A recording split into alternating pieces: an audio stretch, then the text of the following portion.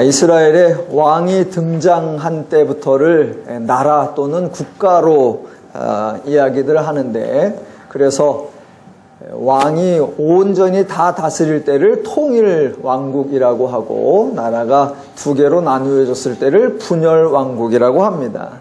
그래서 열왕기상 1장부터 11장까지가 통일왕국의 이야기이고, 12장부터 나라가 분열되는 분열왕국이 시작됩니다. 여기서 잠깐 왕국의 시작이었던 세 왕의 이야기를 간략하게 정리해 보겠습니다. 이스라엘의 초대 왕은 사울이었는데, 사울이 왕으로 선택된 것이 사무엘상 9장입니다. 그 당시에는 이스라엘의 왕정제도가 아직 세워지기 전이었기에 사울도 왕이라고 하는 것에 생각이 없었고, 왕이 되기 위한 어떠한 시도도 해본 적이 없는데 느닷없이 졸지에 왕이 되었습니다.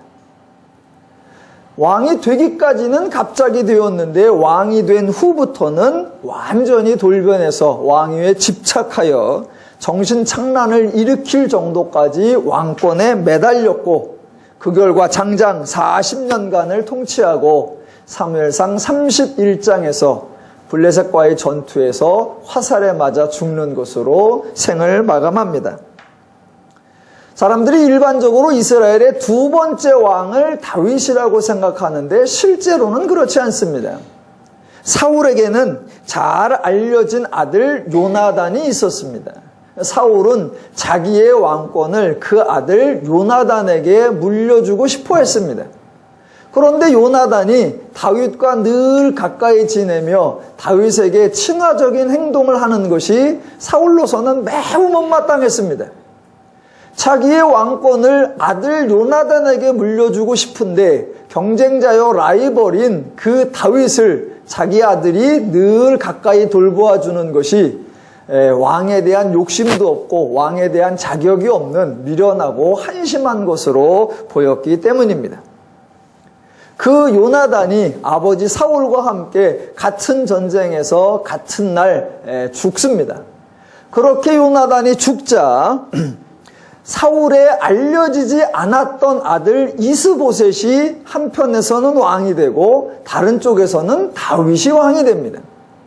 그래서 이스라엘은 지인즉에 두 명의 왕이 한꺼번에 세워지는 분열을 경험한 적이 있습니다. 그래서 이스보셋이 2년 정도를 통치했다 그러고, 다윗은 헤브론에서 7년을 통치하고 나중에 예루살렘으로 옮겨서 33년을 통치했다라는 것으로 보아 짧게로는 2년, 좀 길게 보면 한 7년 정도 나라가 분열되어 있었던 것 같습니다. 그 다음 왕이 다윗인데, 다윗도 물론 왕에 대한 욕심이 없었고 왕에 대한 계획이 없었는데 졸지에 사무엘에 의하여 기름 부음을 받았고, 기름 부음을 받은 덕분에 겪지 않아도 되는 많은 시련과 살해 위협과 추방을 경험하고, 그러다가 사울 왕이 갑자기 죽음으로 인해 또 느닷없이 왕위에 오르게 됩니다. 다윗의 경우는 자기의 경험이 아주 큰 영향을 끼쳤는지 다윗은 이스라엘의 전례 없는 세습 제도를 만들고, 하나님이 왕을 세우는 대신 자기가 직접 왕을 고르기도 하고, 또 친히 살생부를 만들어주고, 또 심지어는 자신이 살아있을 때 아들에게 왕권을 이양하기까지 합니다.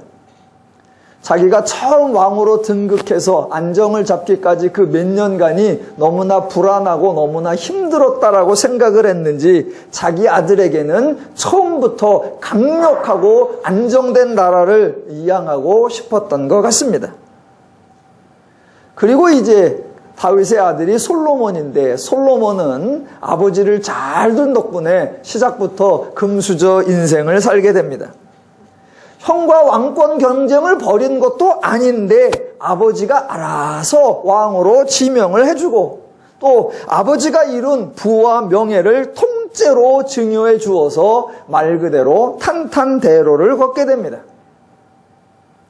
성경에 어떤 사람에 대한 기록한 분량이 그 사람의 중요성을 의미하지는 않지만, 한번 살펴보면 사울은 사무엘상 9장부터 상 31장까지에 걸쳐 길게 기록되어 있고, 다윗 왕에 대한 이야기는 사무엘상 16장부터 사무엘상을 거치고 사무엘하를 다 거치고 열왕기상 1장에까지 길게 기록되어 있습니다.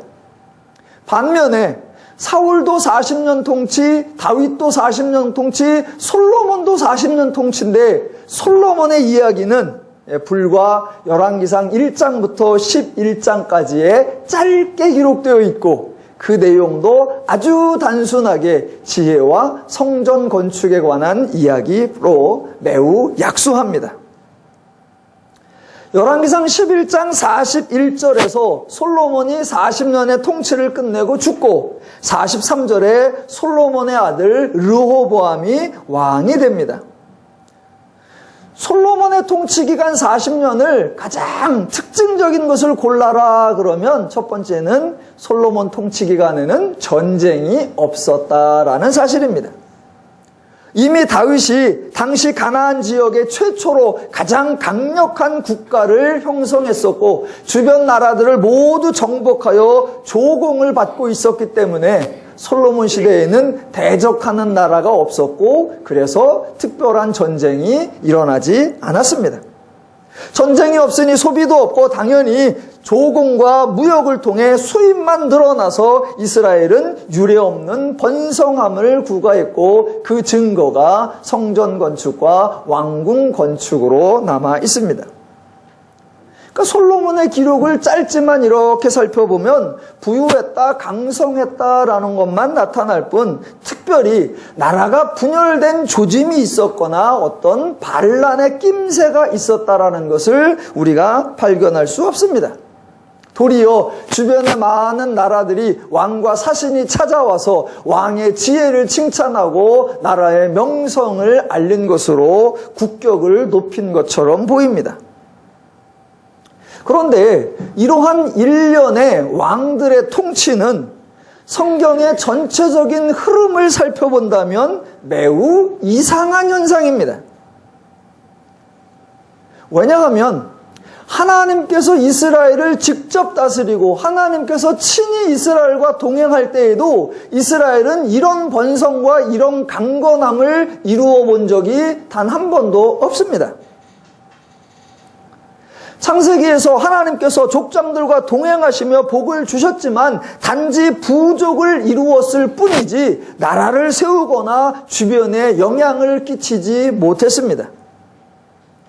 아브라함이 아무리 번성해봤자 가솔들 다 합했자 한 300~400명 그 정도에 불과했었고, 야곱이 하나님의 은혜로 큰 은혜를 받았다고 하지만 두 떼를 이루어 외삼촌에게서 분리하여 독립할 수 있을 그 정도의 번성함밖에는 없었습니다.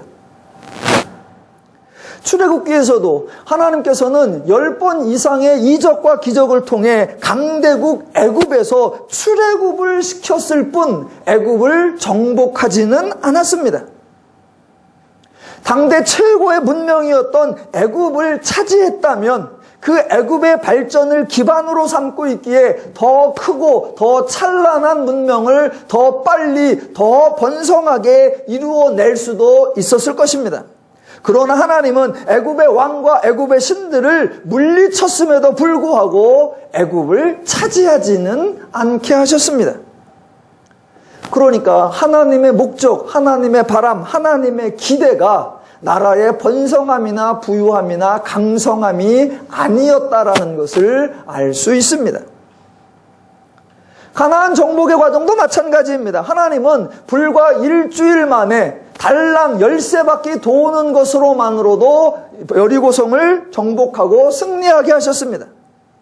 그와 같은 방식이라면 빠른 시간에 가나안을 싹 정복하고 단기간에 정착과 번성함을 이룰 수도 있었을 것입니다. 그런데 하나님은 가나안의 대적들을 한 방에 몰아내지 않으셨습니다. 도리어 이스라엘이 가나안 족속들을 몰아낼 때까지 기다리셨고, 심지어는 이스라엘이 쫓아내지 않으면 그냥 그대로 두었습니다. 사사시대에도 마찬가지입니다. 이스라엘이 이방에 쳐들어와 이스라엘을 압제하면 하나님은 혈혈단신 사사를 세우는 것으로 이방에서 압제하고 이스라엘에게 짧게는 40년, 길게는 80년의 평화를 주셨습니다. 그렇게 한두 사람만으로도 이방을 쫓아낼 수 있었다면 내친김에 이방 나라로 쳐들어가서 이방을 정복하고 더 빨리 더 크고 더 번성한 국가와 번영을 이루어낼 수도 있었을 것입니다. 그러면 이스라엘은 훨씬 전에 훨씬 더 큰 나라, 훨씬 더 안정된 나라를 세울 수도 있었을 것입니다. 그런데 하나님은 사사를 통해 압제에서 풀어주기만 할 뿐 단 한 번도 영토를 확장시켜주지 않았습니다. 하나님의 목적, 하나님의 기대, 하나님의 바람이 나라의 크고 강성함과 부유함이 아니었다라는 것을 충분히 확인할 수 있습니다. 이러한 하나님의 일하심과는 전혀 다르게 이스라엘은 왕을 구했습니다. 하나님의 의도와 하나님의 목적과 하나님의 뜻과는 다르게 왕을 구했고 그 왕들이 행한 일에 대하여 성경이 묘사하는 기록들은 하나님이 행하신 일과 다르고 더 나아가 하나님의 의도와 정반대적으로 묘사되어 있다는 것을 기억하셔야 합니다. 사울 왕이 행한 일은 블레셋을 물리치고 나라의 기틀을 다진 것입니다. 다윗 왕이 행한 일은 영토를 확장하고 정치적 군사적으로 강력한 국가 체제를 만들어낸 것입니다. 그리고 솔로몬 왕이 행한 일은 내부적으로는 조공과 무역을 통해 부유함을 이루고 외부적으로는 본인의 지혜에 대한 명성과 더불어 이스라엘의 존재를 널리 알렸습니다. 이렇게 성경이 사울과 다윗과 솔로몬의 이야기를 기록하고 있으니까 대부분의 성도님들은 그 세 명의 왕이 아주 하나님의 은혜를 통해서 이스라엘을 잘 통치한 줄로 압니다. 하나님의 뜻을 잘 따르고 하나님의 원리대로 해서 나라를 잘 다스리고 나라를 강건하게 하고 하나님이 세운 왕으로서의 역할을 잘한 것처럼 생각을 합니다. 아니요. 성경은 전혀 그런 의도가 아닙니다.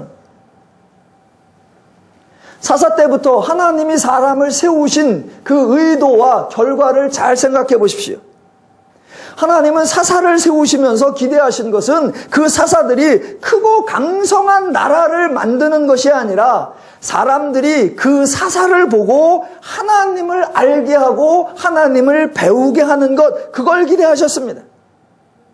그래서 사람들이 예상하지 않고 사람들이 기대하지 않았던 그 인물을 사사로 세움으로 말미암아 그 사사가 하나님으로 말미암아 압제를 풀어주고 나라의 평화와 안식을 이루는 것을 보면서 아, 하나님이만 되는구나, 하나님의 말씀이 옳구나, 하나님의 능력이 맞구나, 하나님의 뜻대로 하는 것이 좋구나 라고 그 하나님을 배우게 하는 것, 그게 하나님의 목적이었습니다.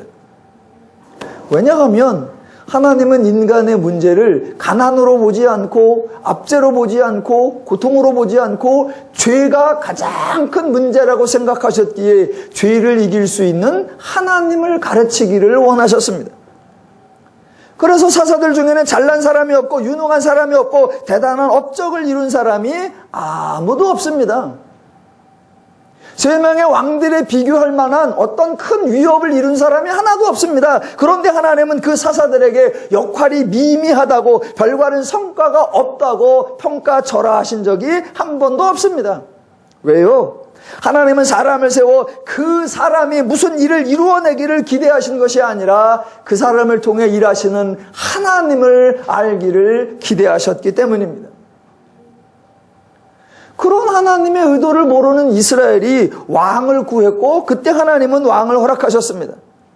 하나님이 왕을 허락하시고 왕을 세우신 것은 백성들이 요구하는 그대로, 백성들이 원하는 대로 왕이 충분한 역할을 하기를 원하는 그런 의미가 전혀 아니었습니다. 그래서 하나님은 왕을 세우실 때에도 그 왕에 대한 지침을 말씀하시면서 왕의 자격, 왕의 기준, 왕의 덕목, 왕의 능력, 왕의 역할, 그런 얘기는 한마디도 하지 않습니다. 왕에 대하여 크게는 4가지. 첫 번째 3가지는 하지 말아야 할 것. 은금을 많이 두지 말라, 아내를 많이 두지 말라, 말을 많이 두지 말라, 그거고, 왕으로서 해야 할 것 1가지. 그것은 언제나 하나님 말씀을 복사하여 내 옆에 두고 읽고 배우고 깨달아 그 하나님의 율례와 규례와 법도를 지키며 행하라. 그거 1가지 뿐이었습니다. 그러니까 지금 성경에서 왕들에 대하여 묘사할 때 사울이 어떠한 일들을 많이 했고 다윗이 어떠한 위대한 일을 많이 했고 솔로몬이 얼마나 큰 일을 많이 했는가라고 기록되어 있는 것은 하나님이 왕들을 칭찬하고 성경이 왕들을 존중하는 것이 아니라 성경의 탄식이요 하나님의 탄식인 것을 기억하셔야 합니다. 이 왕들에 의해 이스라엘이 번성했다라는 업적으로 소개하는 것이 아니라 하나님의 의도와 하나님의 원리와 하나님의 방법과 얼마나 다르게 했나 그것을 우리에게 지적해 주는 것입니다. 그러니까 사사시대를 우리가 보면서 사사가 기억나면 안 되고 그 사사를 불러 세우신 하나님이 기억나야 하는 것처럼 왕정시대를 거치면서 다윗이나 솔로몬이 기억나면 안 되고 다윗이나 솔로몬이나 사울을 세우신 하나님이 기억이 나야 합니다. 그런데 저와 여러분 모두가 권고하거나 설교하거나 성경을 이야기할 때 다윗 이야기, 사울 이야기, 솔로몬 이야기를 많이 하는 것, 그게 바로 그들이 하나님의 기대를 저버렸고 하나님이 이스라엘에게 기대하신 왕의 역할에 실패했다는 것을 보여주고 있습니다. 앞으로 이어질 열왕기 상 후반부와 열왕기 하까지 왕정시대를 다 총괄해서 어떤 결론이 나는지 이해하실 수 있도록 미리 결과를 말씀드려 보겠습니다. 이스라엘이 하나님을 버리고 대신 택한 왕정제도이기 때문에 일반적으로는 나라가 곧 망하겠다라고 예상을 하는데 예상과는 전혀 다르게 나라가 크게 번성을 합니다.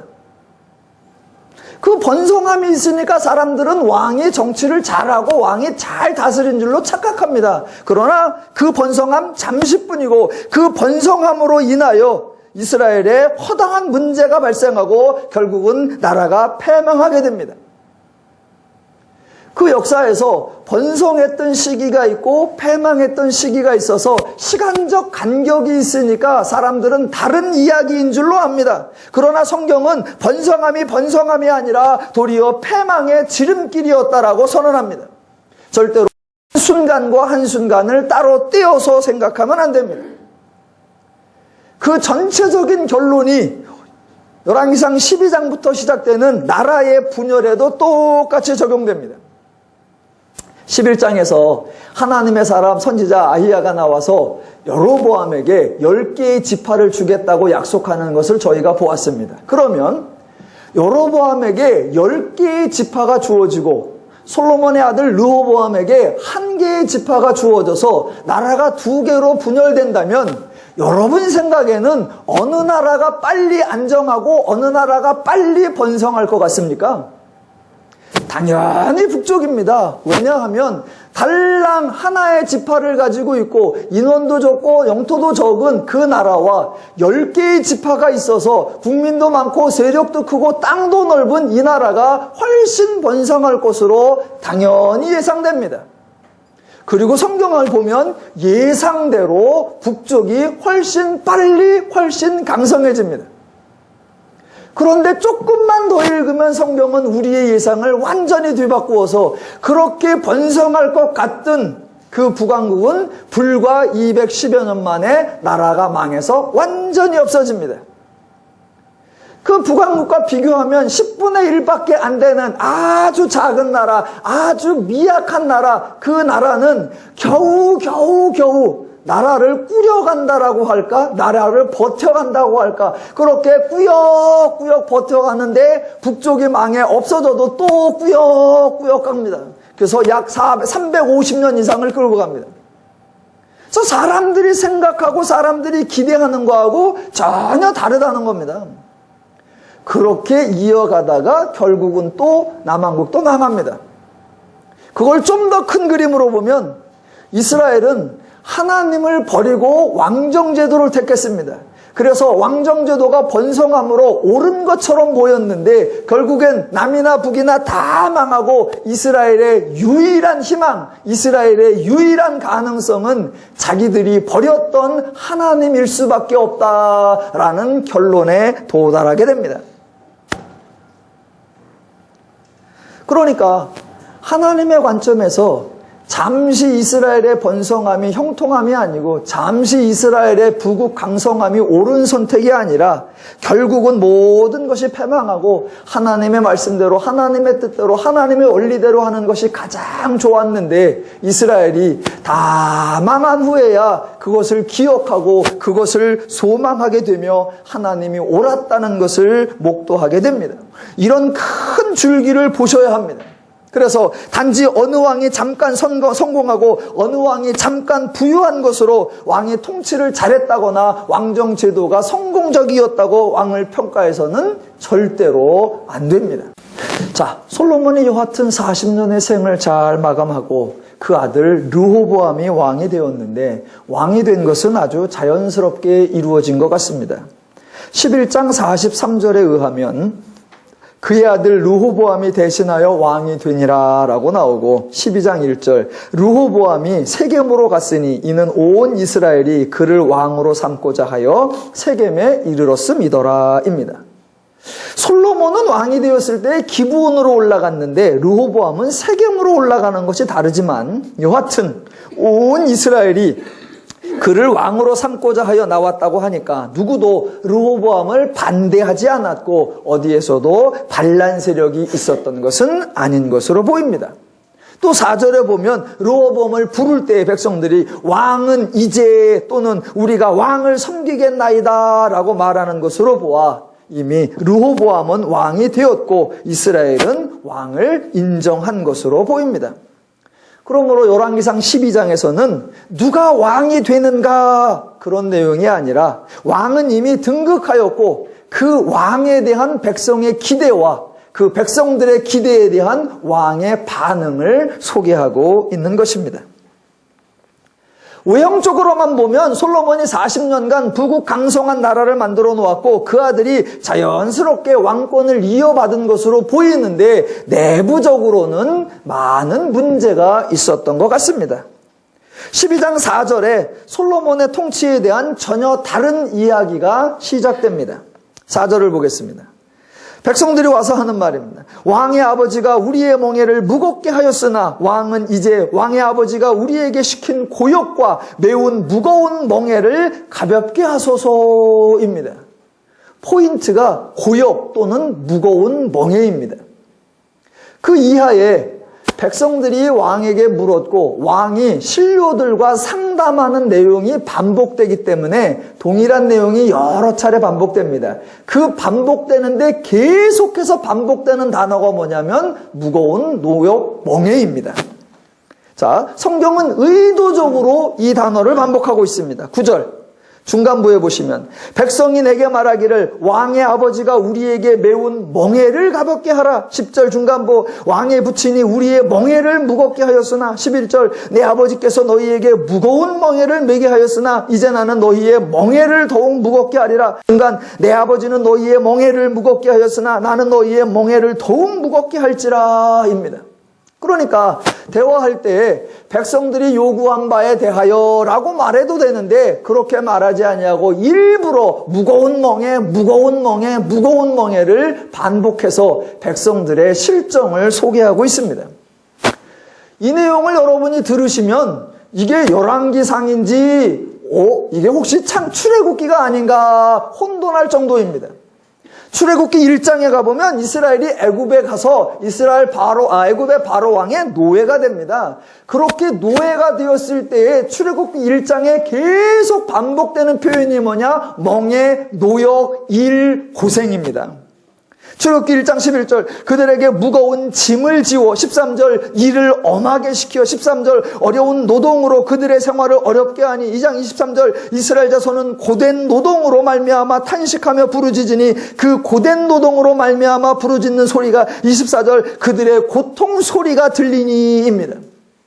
그러니까 지금 열왕기상 12장에서 이스라엘 백성은 용감했던 왕, 지혜로웠던 왕, 현명했던 왕, 그런 왕들 덕분에 약속의 땅에서 자유와 평화와 안식을 누리고 있는 것이 아니라 도리어 왕의 종이 되어서 마치 애굽의 바로의 종살이를 하던 것처럼 그 시대를 재현하고 있는 듯한 그런 모습을 우리에게 보여줍니다. 사울과 다윗과 솔로몬이 이렇게 놓은 부유함과 강성함과 명성은 단지 왕들에게만 적용되었을 뿐입니다. 왕의 부유함이 백성의 안정과 무관하였고, 왕의 지혜가 백성의 자유와 별개였고, 왕의 명성이 백성의 평화와 아무 상관이 없었고, 왕권의 상징이 백성의 안식과 전혀 관련이 없었습니다. 그런데 이러한 결론은 사실 하나님께서 이미 예전에 이스라엘이 하나님께 왕을 요구할 때에 장차 너희는 그런 결과가 올 거다라고 경고하신 거하고 똑같은 결론에 도달한 겁니다. 제가 조금씩 풀어서 설명해 보겠습니다. 사무엘상 8장 11절로 17절까지 나오는데 이렇게 나옵니다. 11절. 이르되 너희를 다스릴 왕의 제도는 이러하니라. 그가 너희 아들들을 데려다가 그의 병거와 말을 어거하게 하리니 그들이 그 병거 앞에서 달릴 것이요. 예, 이렇게 되면 왕은 폼이 나지만 백성은 힘이 듭니다. 12절. 그가 또 너희의 아들들을 1000부장과 50부장을 삼을 것이며 자기 밭을 갈게 하고 자기 추수를 하게 할 것이며 자기 무기와 병거의 장비도 만들게 할 것이며, 예, 이렇게 하면 왕은 부자가 되는데 백성은 고생이 됩니다. 13절. 그가 또 너희의 딸들을 데려다가 향료 만드는 자와 요리하는 자와 떡 굽는 자로 삼을 것이며, 예, 이렇게 하면 왕의 식탁은 풍성해지는데 백성은 빈곤해집니다. 14절. 그가 또 너희의 밭과 포도원과 감람원에서 제일 좋은 것을 가져다가 자기의 신하들에게 줄 것이며, 그가 또 너희의 곡식과 포도원의 소산의 11조를 거두어 자기의 관리와 신하들에게 줄 것이며, 예, 그렇게 되면 왕권은 강화되고 안정되는데 백성은 무거운 멍에를 지게 됩니다. 16절. 그가 또 너희의 노비와 가장 아름다운 소년과 나귀들을 이끌어가다가 자기 일을 시킬 것이며 너희의 양떼의 10분의 1을 거두어 가리니, 예, 그렇게 되면 결론이 어떻게 나느냐? 하나님 말씀대로 너희가 왕의 종이 될 것이라. 그렇게 말씀하셨는데 이제 그 결과가 이루어졌습니다. 왕으로 인한 번성함이요, 왕으로 인한 부유함이요, 왕으로 인한 강성함이요? 아니요. 성경은 하나님 대신 왕을 택한 결과 그들의 곤고함과 그들의 힘듦과 그들의 고생을 지적해 주고 있습니다. 하나님 말씀이 옳았습니다. 왕을 폼나게 만들어주면서 백성들이 얼마나 고생을 했는지 새로운 왕이 등극하자마자 당장에 쫓아와 왕에게 부탁을 하고 있습니다. 그래서 르호보암 왕은 백성들의 그런 부탁을 듣고 한 번은 원로들과 상담하고 한 번은 젊은 강요들과 상담을 합니다. 그런데 원로들이 왕에게 대답을 조언해주는 말 속에 아주 중요한 표현이 하나 등장합니다. 이스라엘이 왕에 대하여, 자기들이 원했던 그 왕에 대하여 예전에 생각하던 왕과 지금 생각하는 왕이 완전히 달라졌다는 것을 소개해주는 그런 표현이 하나 등장합니다. 먼저 예전에는 왕을 어떻게 생각했나 한번 생각해 보시면, 이스라엘이 왕을 여러 차례 구했습니다. 자기들 스스로 왕을 세우려고 여러 차례 시도했습니다. 그 중에 제일 먼저가 사사시대인데, 사사기 8장 22절을 보면 이렇게 나옵니다. 그때 이스라엘 사람들이 기드온에게 이르되 당신이 우리를 미디안의 손에서 구원하셨으니 당신과 당신의 아들과 당신의 손자가 우리를 다스리소서입니다. 그러니까 예전에는 이스라엘이 왕을 생각할 때에 다스리는 자, 통치하는 자 그렇게 생각했습니다. 또 사사기 11장 6절 입다에게 이르되 우리가 암몬 자손과 싸우려 하니 당신은 와서 우리의 장관이 되라. 9절 내가 과연 너희의 머리가 되겠느냐. 11절 백성이 그를 자기들의 머리와 장관을 삼은지라. 즉 왕의 존재, 왕의 역할은 높은 자요, 대표자요, 대리, 즉 다스리는 자 그렇게 생각했습니다. 또 사무엘상 8장 5절 모든 나라와 같이 우리에게 왕을 세워 우리를 다스리게 하소서라고 하나님께 요구했습니다. 그러니까 세경우 모두 이스라엘 백성들은 왕을 생각할 때 왕은 자기들을 다스리는 자라고 생각을 했었습니다.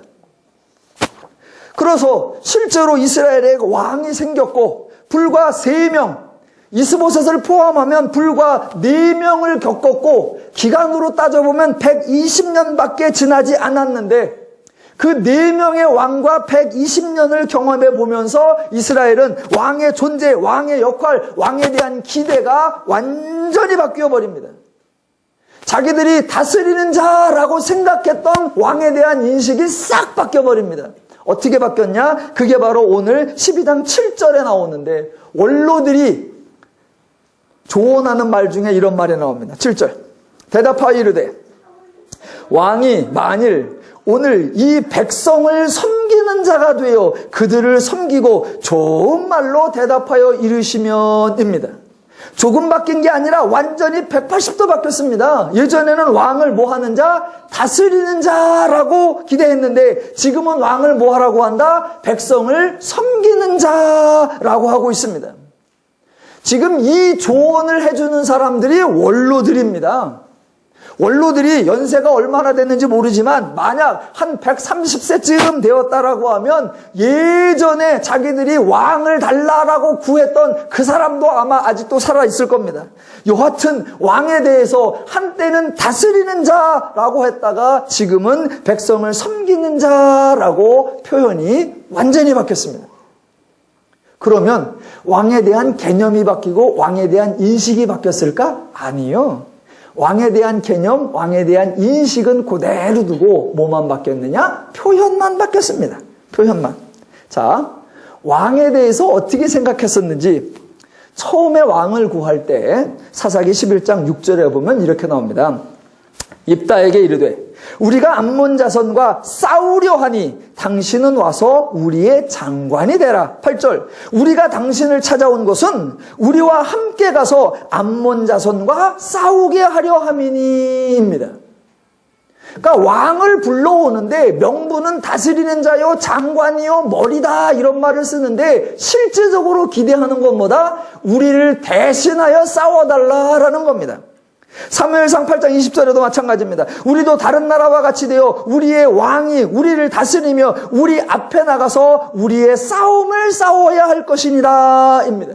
그러니까 이스라엘은 백성들이 왕을 다스리는 자로 높여주려는 것이 아니라 자신들의 싸움을 대신해 주는 자로 세우려고 한 겁니다. 왕을 세워서 높여주고 추앙하고 존경하려고 한 것이 아니라 왕이라는 명분을 주고 자신들의 할 일을 시켜먹으려고 높이려고 한 것이 아니라 자신들의 종 삼으려고 했다는 겁니다. 그래서 오늘도 마찬가지입니다. 22절 열왕기상 12절에 대답하여 이르되 왕이 오늘 이 백성을 섬기는 자가 되어 그들을 섬기고 좋은 말로 대답하여 이르면입니다. 그러니까 예전에는 교묘한 표현으로 다스리는 자가 되소서 장관이 되소서 머리가 되소서 그렇게 말하면서 자기들을 대신하게 하고 이번에는 아예 대놓고 섬기는 자가 되어서 섬기소서라고 자신의 일을 대신하게 하려고 합니다. 그러니까 예나 지금이나 사람을 불러서 어떤 명분을 주고 그 사람을 이용해 먹으려고만 하고 있습니다. 이것이 죄인들의 속내요, 이것이 죄인들의 속셈이요, 이것이 죄인들의 실상이요, 이것이 죄인들의 원리입니다. 자, 오늘 본문은 열왕기상 12장은 르호보암이 왕이 되니까 백성들이 왕에게 나와서 제발 우리의 멍에를 가볍게 하십시오. 그렇게 제안을 하니까 왕이 한 번은 원로들에게 묻고 한 번은 젊은이들에게 물었는데 안타깝게도 원로들의 의견을 버리고 젊은이들의 얘기를 들었더니 반란이 일어서 망했다. 이런 얘기가 전혀 아닙니다. 외형적으로는 그렇게 되어 있습니다. 그래서 외형적으로 보면 상당히 아름다운 이야기입니다. 왕이 딱 등극을 하니까 백성들이 와서 자유롭게 원하는 바를 얘기하고 와 소통이 이렇게 잘 돼. 그랬더니 또 왕도 독단적으로 하지 아니하고 자기 혼자 독선적으로 하지 아니하고 원로들에게도 한 번, 젊은 애들 한 번은 다양하게 각계각층의 의견을 듣고 있는 민주적인 절차고 아름다운 과정이 진행되는 것처럼 보입니다. 겉보기에는 그래요. 그러나 내용은 전혀 그런 얘기가 아닙니다. 자, 백성들이 와서 요구하니까 왕이 원로들에게 물었습니다. 그랬더니 원로들이 조금 아까 읽었던 7절처럼 백성의 섬기는 자가 되어서 좋은 말로 해주십시오 라고 대답을 했습니다. 여러분, 그 말을 딱 듣는 순간, 야, 과연 원로다. 경험이 있고 경륜이 있고 지혜가 많으니까 과연 좋은 대답, 옳은 대답을 했구나. 그렇게 생각을 하십니까? 전혀 그렇지 않습니다.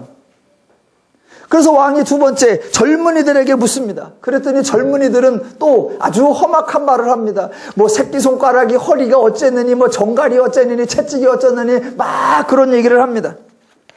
여러분은 그런 얘기를 딱 들으시고 역시 젊은 것들은 혈기만 있고 역시 젊은 것들은 열정만 있어서 아유 대답이 틀렸다. 여러분은 그렇게 생각하십니까? 전혀 그렇지 않습니다.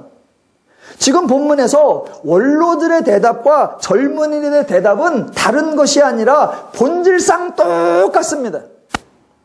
원로들은 백성을 위한 대답을 했고 젊은이들은 왕을 위한 대답을 한 것이 아닙니다. 두 그룹 모두 아주 교활한 대답을 했습니다.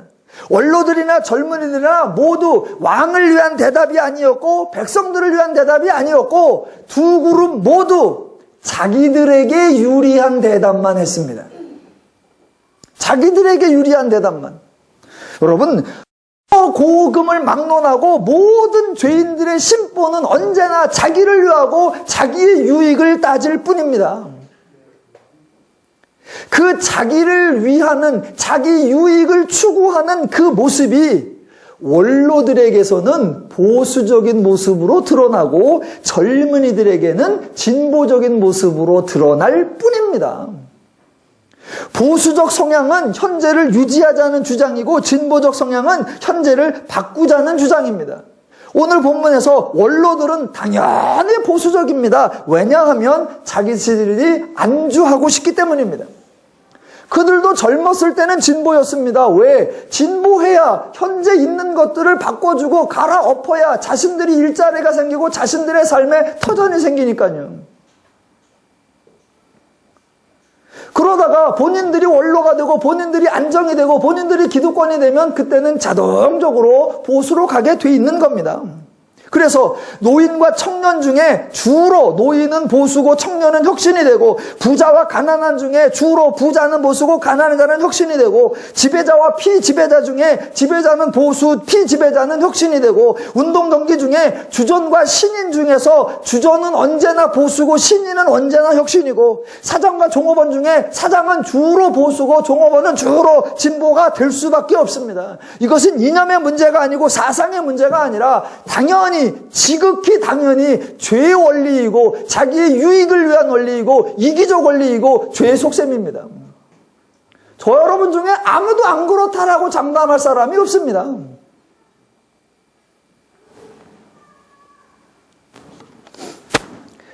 그런데 지금 이 말을 이야기할 때 백성들이 나왔습니다. 왜 이야기해요? 나라의 안정과 나라의 번성함을 고민해서요? 아니요. 어떻게 해야 우리가 더 쉽고 우리가 더 편할까? 그 얘기죠. 왕이 묻습니다. 왜 물어요? 어떻게 해야 자기에게 좋을까라고 묻죠. 원로들이 대답하죠. 왜 대답해요? 어떻게 해야 자기에게 좋을까라고 대답하죠. 젊은이들이 대답합니다. 왜 대답해요? 어떻게 해야 자기에게 좋을까? 모두가 똑같은 겁니다. 어떻게 해야 나에게 좋을까? 그것만 하고 있는 겁니다. 그런데 죄인들의 속셈이 너무나 어이가 없는 것은 자기들은 온통 자기의 유익을 위해 말하고 있으면서 상대방에게는 마치 죄인이 아니기를 기대한다라는 이 어이없는 사실입니다. 애초에 이스라엘이 왕을 구할 때 명분은 우리를 다스리소서였지만 실상은 우리를 대신하여 싸우라라는 거였습니다. 아니, 왕은 바보입니까? 왕 삼아줄 테니까 우리를 대신하여 싸우러 나가서 모든 위험은 네가 감수하고 모든 고난은 네가 당해라 라고 할 때 어떤 왕이 예 그럴게요 라고 정신 빠진 왕이 누가 있습니까? 지금도 아예 대놓고 왕은 백성을 섬기는 자가 되어서 백성을 섬기십시오 라고 말하면 아니 왕은 바보입니까? 기껏 왕대 갖고 섬기는 일 하려고 하겠습니까? 그러니까 자기는 온통 자기의 유익을 구하면서 상대방에게는 너는 나처럼 굴지 말어, 너는 손해를 보고 너는 양보를 하고 너는 수고를 해 라고 말하고 있습니다. 이게 될 말입니까? 이렇게 말도 안 되는 죄인들의 요구가 나오니까 과연 우리의 왕 르호보암, 또 하나의 죄인인 르호보암은 어떻게 하겠습니까? 당연히 우리의 기대, 죄인다운 모습을 결코 벗어나지 않습니다. 왜? 원로들도 죄인이요, 젊은이들 죄인이요, 왕도 죄인이기 때문에 모두가 똑같습니다. 그래서 왕이 하는 말 13절, 왕이 포악한 말로 백성에게 대답할세입니다. 아까 7절에서 이렇게 말했었거든요. 왕은 백성을 섬기는 자가 되어 그들을 섬기고 좋은 말로 대답하여 라고 말했거든요. 그러니까 왕이 그러면서 하는 말이 17절 무슨 말로? 포악한 말로. 성경이 이렇게 나오는 겁니다. 지금 이야기에서 중요한 것은 왕이 노인의 말을 들었느냐 젊은이의 말을 들었느냐 그게 아닙니다. 누구의 말을 들어도 똑같습니다. 젊은이 말이나 노인 말이나 모두 자기에게 유익한 말입니다. 그러니까 왕은 노인의 말도 듣지 않고 젊은이 말도 듣지 않습니다. 그저 양쪽의 말을 일단 다 들어보고는 무슨 결정을 내리느냐? 자기에게 유리한 결정을 내립니다. 그것뿐입니다.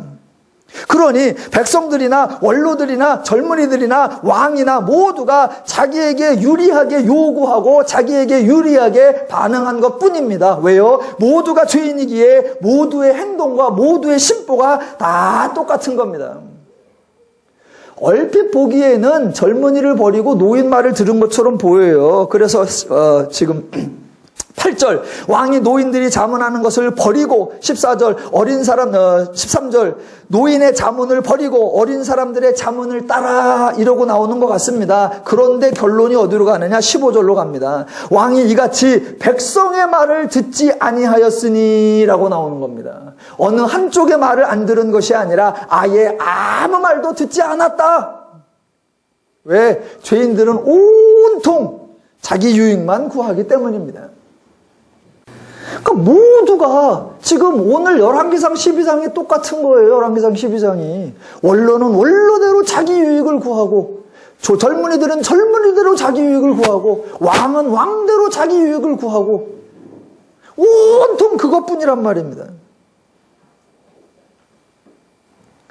자, 그렇게 죄인들이 자기 유익만 구하는데 아따 죄인들도 가끔 한마음 한뜻이 되고 죄인들도 가끔 일치단결이 될 때가 있어요. 언제? 죄로 똘똘 뭉칠 때. 16절 그렇게 백성들이 원하는 걸 왕이 안 듣는단 말입니다. 16절 온 이스라엘이 자기들의 말을 왕이 듣지 아니함을 보고 왕에게 대답하여 이르되 우리가 다윗과 무슨 관계가 있느냐? 이새의 아들들에게서 받을 유산이 없도다. 이스라엘아 너희의 장막으로 돌아가라. 다윗이여 이제 너는 내 집이나 돌보라 하고 이스라엘이 그 장막으로 돌아가니라. 예, 뭐 갑자기 온 마음이 온 뜻이 하나가 돼서 왕에게 덤빕니다. 이제 그러니까 그때 빼놓고는 일치가 안 돼. 이게 무슨 민주적이고 이게 무슨 소통이고 이게 무슨 협상이에요. 죄인들은 민주적이 안 되고 죄인들은 소통이 안 되고 죄인들은 협상이 안 됩니다. 왜? 죄의 원리는 언제나 자기만을 주장할 수밖에 없기 때문입니다.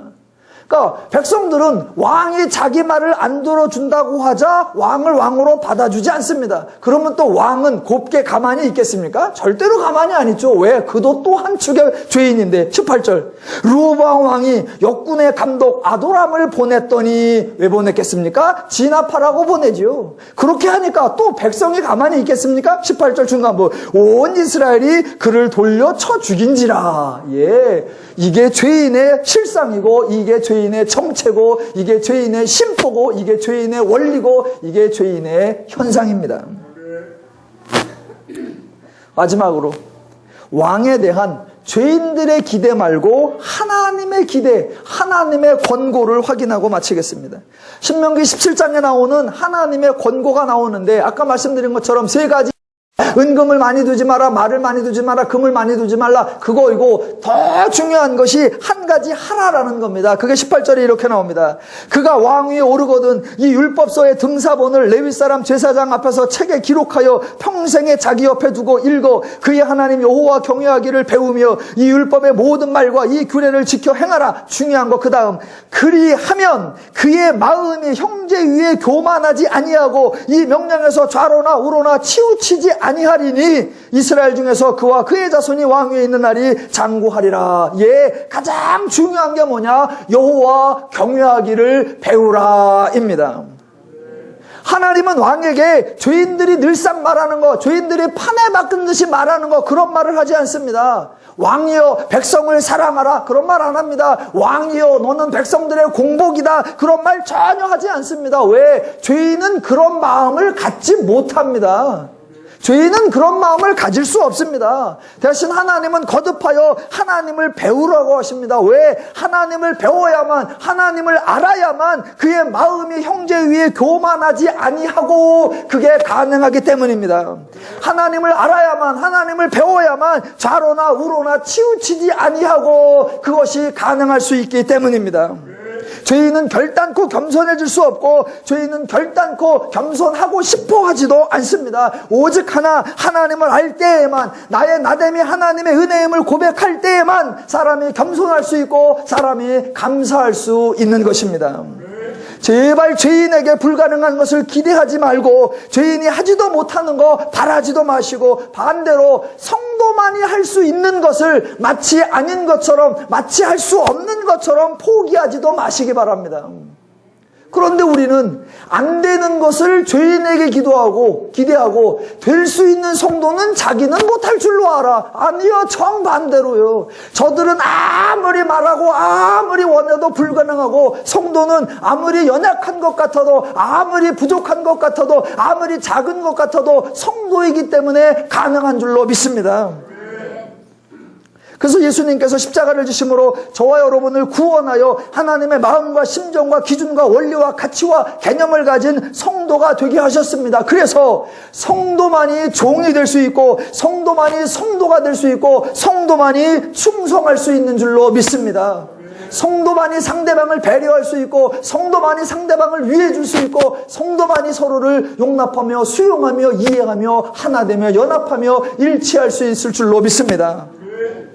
성도됨을 기뻐하고 성도만이 행할 수 있는 섬김의 삶을 멋지게 실천하고 구현하고 누리며 사시는 더누림교회 성도 되시기를 주님의 이름으로 축원합니다.